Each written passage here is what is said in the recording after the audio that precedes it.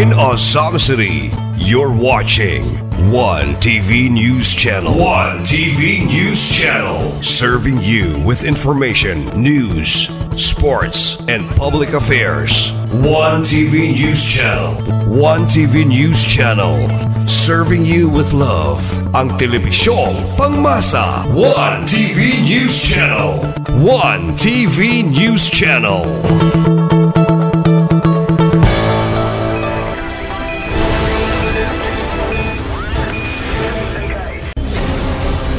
One TV special report.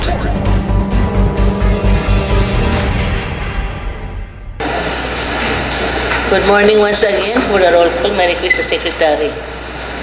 Madam Chair, Honorable Neri, Present. Honorable Waminal Jr., Honorable Puente Sepres, Honorable Ko, Honorable Lim, Honorable Salvador, Honorable Suiso Jr., Present. Honorable Lau, Honorable Romero Disican, Honorable Sakin Jr., Honorable Tapayan, Honorable Moralion, Honorable Duhay Lungsod.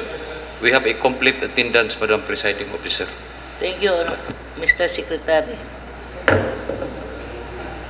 For the order of business, may I request the Honorable Majority Floor Leader, Attorney Mars Tapayan, please.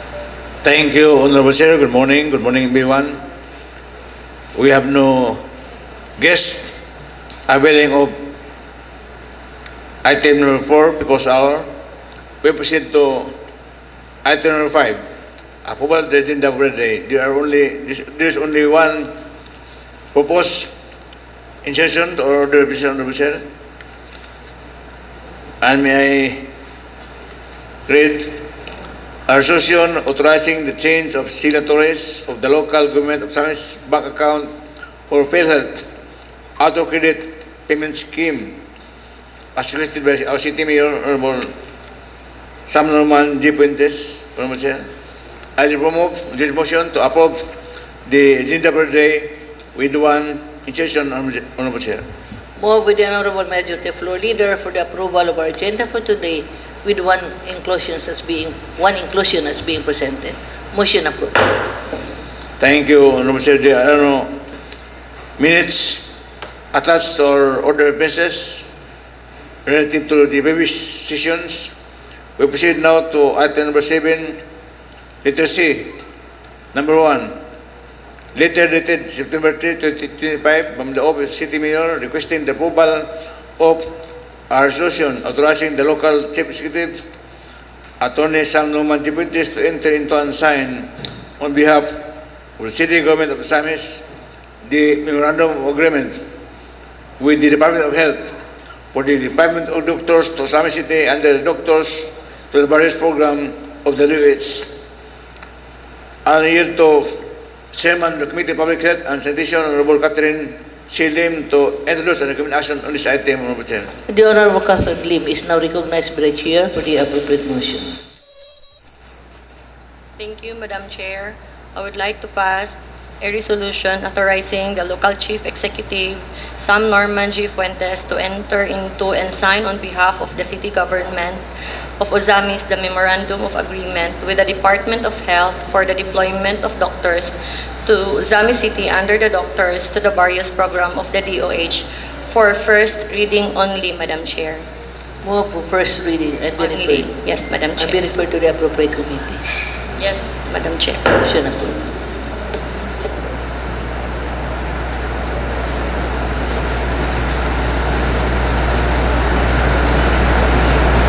First reading only. Second reading. I'm sorry, Madam Chair. I would like to pass this for first reading with reservation. Move for first reading with reservations. Motion approved. Thank you, Madam Chair. Due to its urgency, I would like to pass this for second and final reading, waiving the internal rules. Due to the urgency of this request resolution, Honorable Lim is passing this on the second and final reading, waiving the internal rules. Any comment, remarks? Hearing none. Motion approved on the second and final reading, waiving the internal rules. Thank you, Honorable Chair. Letter D, Mission and Communications, number 1. Resolution number 393-25 from the Sangguniang Panliligan, Misamis Occidental, approving the ordinance number 1331-2025 of the Sangguniang Panliligan of Misamis, an ordinance granting a qualified grace period of 45 days for basic permit post-registration requirements. Honorable Chair, this is a resolution from the Sangguniang Panliligan of Misamis Occidental. I recommend that this approval of resolution ordinance be merely during the record of City Council. On messages and communications, item number 1, presented by the Honorable Majority Floor Leader, that this be just really noted. Thank you, Honorable Chair. Number 8, committee report submitted. Number 1, joint report dated August 28, 2025 with the Committee on Laws, Rules and Style, Religious, Committee on Housing, Planning and Settlement, Committee on Environment and Natural Resources, Committee on Public Health and Sanitation, Committee on Trade, Commerce, Industry, and Committee on Foreign Affairs regarding the renewal of application for special use permit of Raymond Snack and Dine. Honorable Chair, I move the motion to concur and adopt this committee report, joint committee report dated August 28, 2025, approval first reading with distributions. Honorable Chair. Presented by the Honorable Majority Floor Leader on item number 1 of the committee report, that this be concurred and duly adopted. In the City Public Service and Public Interest, I move the motion to approve, to concur and adopt this committee report for approval and second and final reading within the internal rules. For public interest, the Honorable Majority Floor Leader is passing this on the second and final reading waiving the internal rules. This joint report dated August 28, 2025 of the Committee on Laws, Rules, Style and Privileges, Committee on Housing, Planning and Resettlement, Committee on Environment and Natural Resources, Committee on Public Health and Sanitation, Committee on Trade and Commerce and Industry, Committee on Barangay Affairs regarding the renewal application for a special use permit of the Raymond's Snack and Dine. Should approve. Thank you, Honorable Chair. With the adoption and concurrence of the committee report regarding the application of Raymond's Snack and Dine for special use permit, I now yield to Honorable Dingsiso, the Chairman of the Committee on Zoning, to recommend action on this application of Raymond's Snack and Dine. Honorable Chair. Honorable Romero. Dingsiso. Honorable Suiso, you are now recognized by the Chair. Thank you very much, Madam Chair. On the application of Raymond's Snack and Dine located at Purok Ono, Gango, Ozami City, Madam Chair, this representation would like to pass this application on first reading with reservation, Madam Chair. Passing the first reading with reservations. Motion approved. Thank you very much, Madam Chair. After thorough deliberation during the special committee hearing on the application for the renewal of the special use permit for Raymond's Snack and Dine located at Purok Ono, Gango, Ozami City, I would like to pass this on second, third, and final reading, waiving the internal rules on joint motion, Madam Chair, for its approval. After the thorough deliberation on this particular subject, Honorable Suiso is passing this on the second and final reading, waiving the internal rules. Any comment? Remarks? Hearing none, we should approve on the second and final reading, waiving the internal rules. Thank you, Honorable Chair. Number 2, committee report dated August 28, 2025 of the Committee of the Whole, proposed ordinance entitled An Ordinance Regulating the Ownership and Handling of Dogs and Cats in Ozami City. Honorable Chair, I yield to the principal author of this ordinance to move for the adoption and concurrence of this committee report. Honorable Chair, I yield to Honorable Cecil Yuko. Honorable Chair. Honorable Cecil Ko, you are now recognized by the Chair for the appropriate motion. Thank you, Madam Chair. Thank you, Majority Floor Leader. I move for the adoption and concurrence of this committee report dated August 28, 2025 of the Committee of the Whole, which is the proposed ordinance entitled An Ordinance Regulating the Ownership and Handling of Dogs and Cats in Osamis City, for its adoption and concurrence, Madam Chair. Moved by the Honorable Cecil Ko for the adoption of this committee report as being presented. Any comment? Remarks? Hearing none. Motion approved on the adoption of this committee report.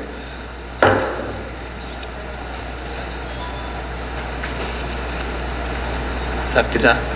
Next. Adopted second panel na? Thank you, Honorable Sen.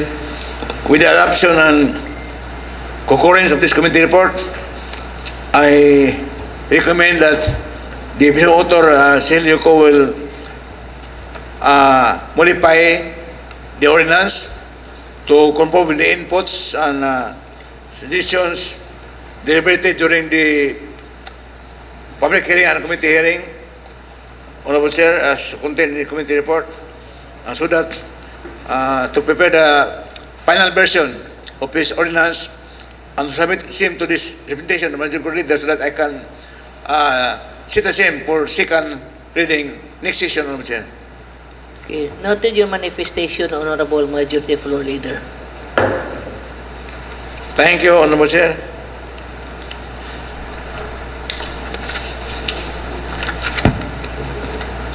Next.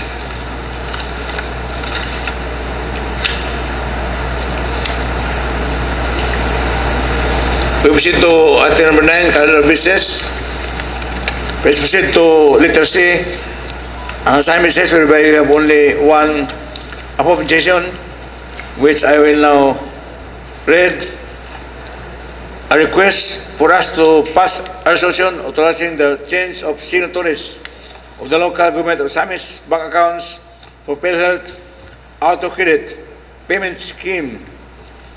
I now yield to the Chairman of the Committee on Civil Service, Honorable Lordy Pendicipris, to introduce an recommendation on this item, Honorable Chair. Honorable Lordy Pendicipris. Cipris is now recognized the chair for appropriate motion. Thank you, Madam Chair, and thanks to our Majority Floor Leader.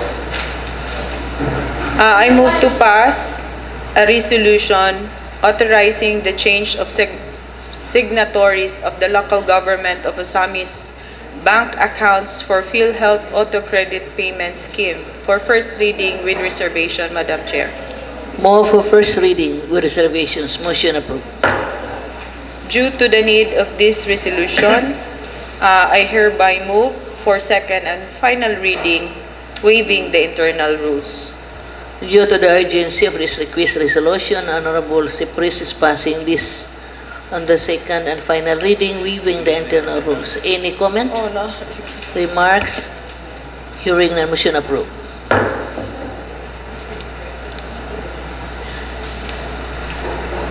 Thank you, Honorable Chair. There are no pending matters on my table under item number 10, basis for third reading. Hence, at this point of time, may we have the privilege and pleasure to hear on CL matters from Honorable Catherine Silim, Honorable Chair. Honorable Lim, you are now recognized by the Chair. Thank you, Madam Chair. I would like to update everybody regarding our travel this coming September 16 to 20.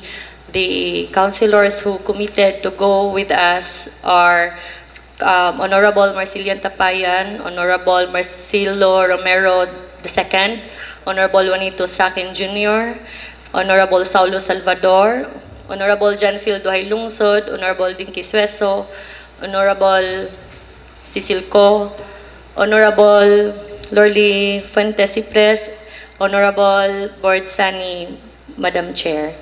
And regarding the transportation, we are still waiting for the approval from our beloved Mayor, Attorney Sam Fuentes. If given a chance that we can ride together with using cost coaster, Madam Chair. And also, if not, I already asked our secretary, our LS to just to file CA, if in case there's no coaster available, and we can have our allowance for fuel, Madam Chair. And that's all, Madam Chair. Thank you. Thank you, Honorable Lim, for your manifestation. Honorable Chair, regarding the coaster, Demio said that he has no problem. He is amenable to put this to coaster, but he would like to verify whether it's due for repairs, because the last time we heard the coaster, there was a notification, engine check, so they might some repairs to be needed in the engine. We don't know the technicality of that, so the mayor will have to verify it. Kung okay ba ang coaster, it will take long travel. If we travel to the SND, it will be about less than 7 hours. SND. It's very peaceful because every kilometer there's a checkpoint. I have passed that way before 3 times na. Ato ko katong sa Sinal Bank, sa Jinsan, ana next sa Davao kadua. Peaceful kayo. Daghang kayong mga trucks, mga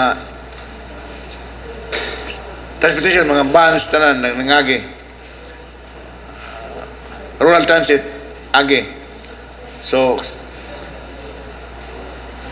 kung maayo ta mag-travel ta daytime, kung nighttime na dili advise sa military nga travel nighttime, kay usahay na yung mga unscrupulous, mga kuan nga mahimong liutan. So sa daytime wala problema. Last all, Honorable Chair, if there are no other matters on the PCL, may we have the pleasure and privilege also to hear SK matters from Honorable John Phil Duelongso, Honorable Chair. For SK matters, may we hear from Honorable Duelongso. Thank you, Honorable Majority Floor Leader and Madam Chair. For SK matters, I'd like to inform this august body that with regards the SK Provincial League, as of this moment, the Ozami City is now leading in overall tally of the all sports for championship, Madam Chair, and continue pagyapon ang game up by the next week. Thank you, Honorable Chair. And by the way, our sports for volleyball, men's and women's, and also the basketball are rank 1 of the bracket C, Madam Chair. Thank you. For volleyball men and women. Okay, noted.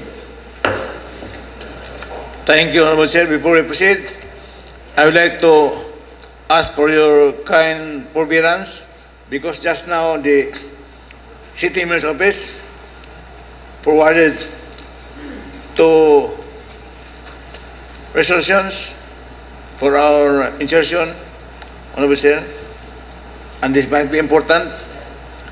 And may I read? This should be the number 2 insertion. A resolution approving the conduct of the aquafarm inventory under the Philippine Fisheries and Coastal Resiliency Project by the Bureau of Fisheries and Aquatic Resources or to the Provincial Fisheries Office on September 9, 2025, tomorrow. The second is a resolution authorizing the local executive, Samnuman J. Puentes, to enter into and sign on behalf of City Government of Samis the memorandum of agreement with Field Products Service Television Samis Incorporated for the rental of cable television channel. So, Honorable Chair, I move to approve these 2 late insertions to include in our order of business, Honorable Chair. Move with the Honorable Majority Floor Leader for the insertion of these 3 items. 2 items. 2 items as presented. Motion approved. Thank you, Honorable Chair. We have to take up these two items. First, resolution approving the conduct of the Aqua Farm inventory under the Philippine Fisheries and Coastal Agency project by Bureau of Fisheries and Aquatic Resources 10 to the Provincial Fisheries Office on 9 September 2025. Anail to the Chairman of the Committee on Fisheries and Aquatic Resources, The Honorable John Sakin, to endorse the recommendation on this item. The Honorable Juanito Sakin is now recognized by the Chair. Thank you, Honorable Chair. Thank you, Honorable Majority Floor Leader. Honorable Chair, I move to pass a resolution approving the conduct of the Aqua Farm inventory under the Philippine Fisheries and Coastal Resiliency Project by the Bureau of Fisheries and Aquatic Resources 10 through the Provincial Fisheries Office on 9 September 2025 on first reading, Honorable Chair, with reservation. Move for first reading with reservations. Motion approved. Thank you, Honorable Chair. On joint motion, Honorable Chair, I move to pass on the second and final reading, waiving the internal rules. Due to the urgency of this request resolution, Honorable Sakin is passing this on second and final reading, waiving the internal rules. Any comment?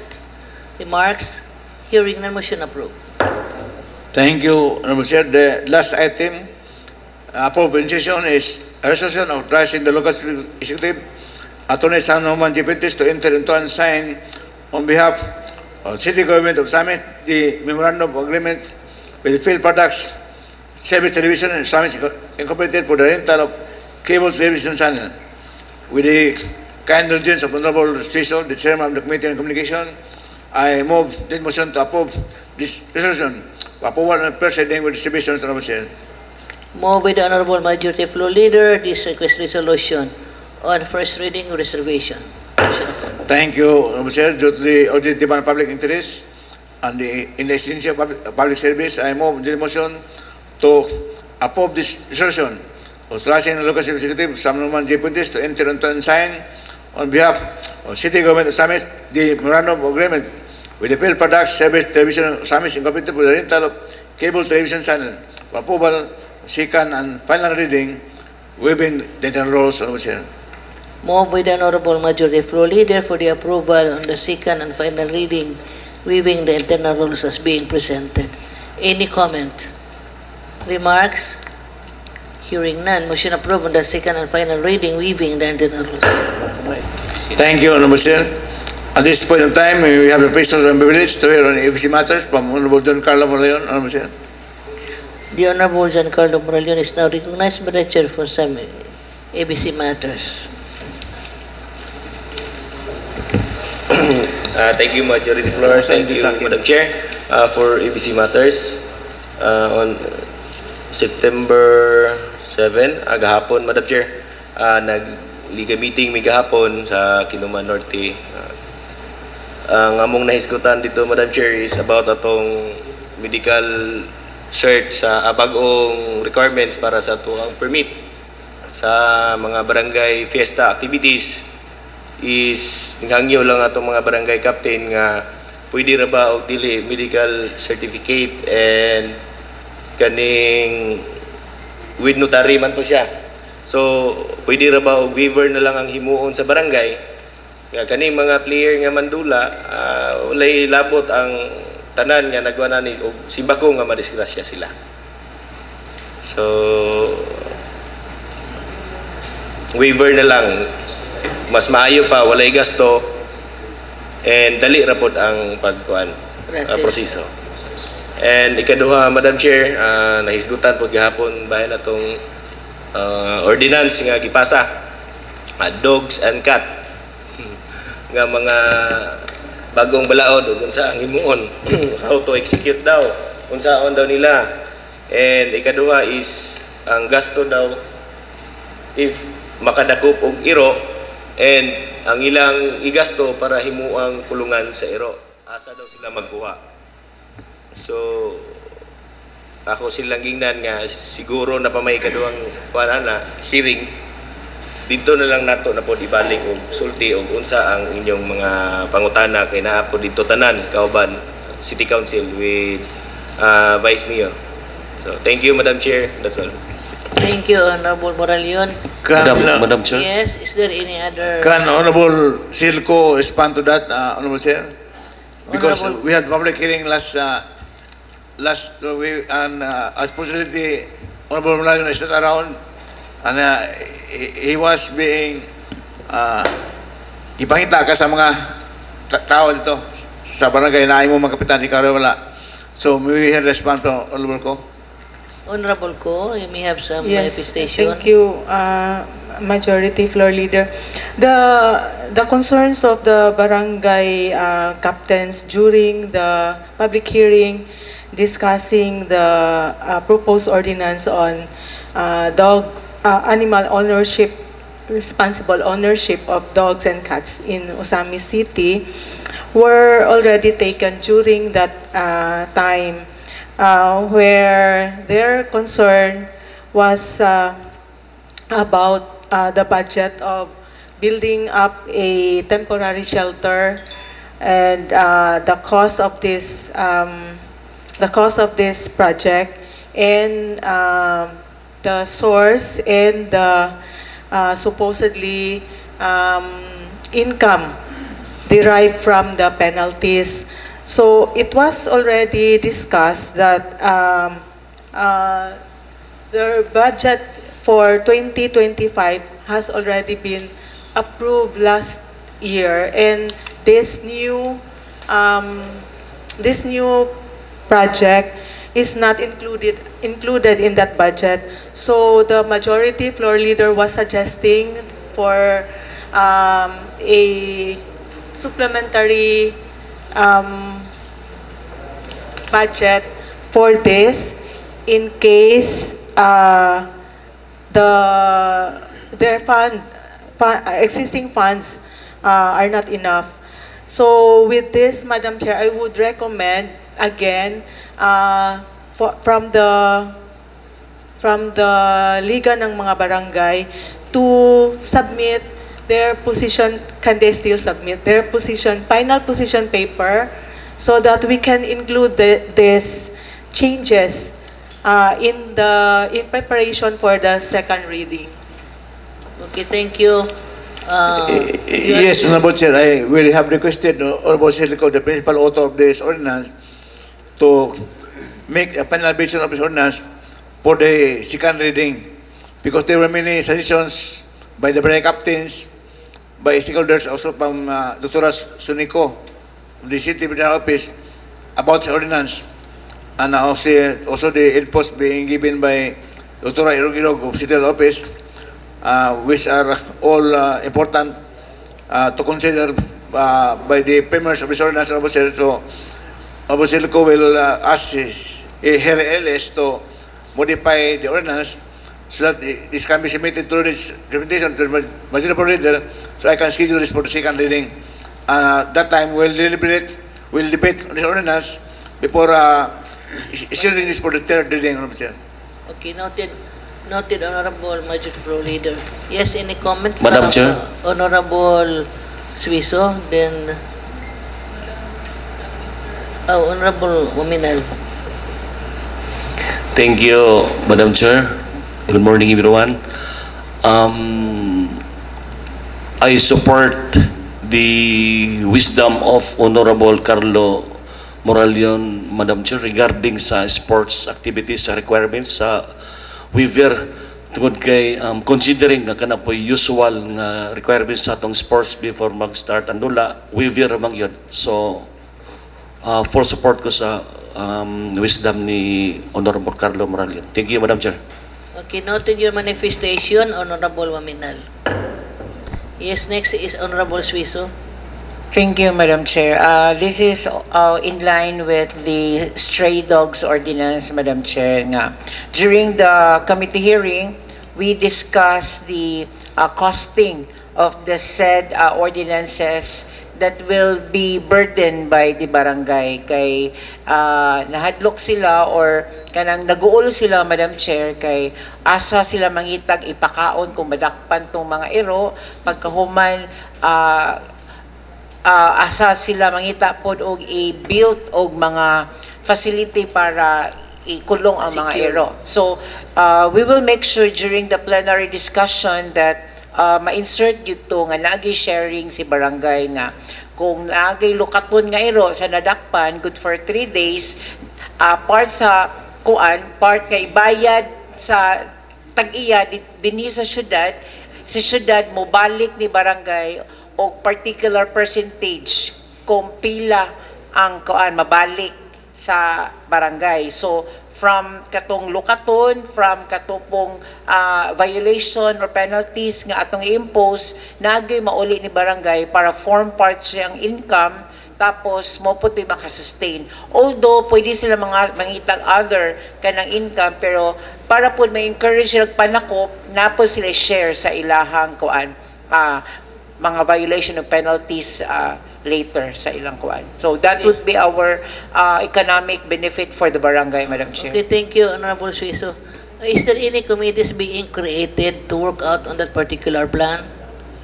Do not create ng committee para ma-work out ng inyong plano? Yes? During the committee hearing, Madam Chair, I think moray gusto nila nga mas maayo kung nag-share. So probably kung ma-include lang siya sa ordinance, it could be part of the implementation later on. Okay. Si sharing manggod will be for the treasurer's office. So kung nanay ordinance, maybe they could legally transfer the said share sa matag barangay. Okay, thank you. Yes, Honorable Moralion, you are raising your... Thank you, Madam Chair. Una, siguro,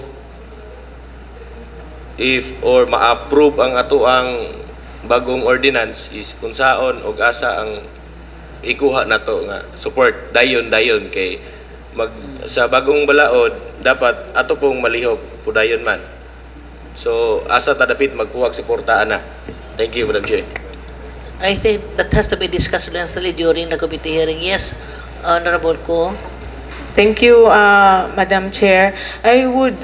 This committee would really appreciate it much if the ABC Vice President can submit from his barangay chairpersons of the specific amount that they want or they wish to impose. Like for example, the apprehension fee, what would be the suggested or the preferred amount from the barangay chairperson, kay ang atuang proposed ordinance was stating that it is 20 pesos. If they deem it